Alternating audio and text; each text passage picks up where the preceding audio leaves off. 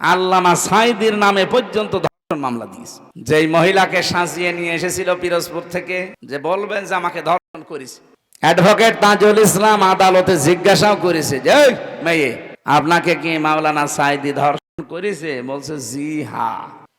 আপনার ওই সময় বয়স কত ছিল, আপনি জন্ম তারিখ বলেন। বলছে 1975 সালে আমার জন্ম।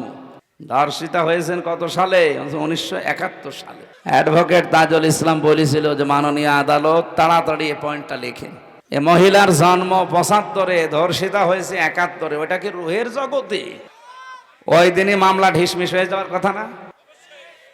করবে কে? বানানো তো, সব বানানো, হাসিনার সব বানানো, বিচার ব্যবস্থাও বানানো, বিচারপতিও বানানো, প্রসিকিউটর বানানো, সাক্ষীও বানানো, বাদীও বানানো, সব বানানো, মহিলাও বানানো।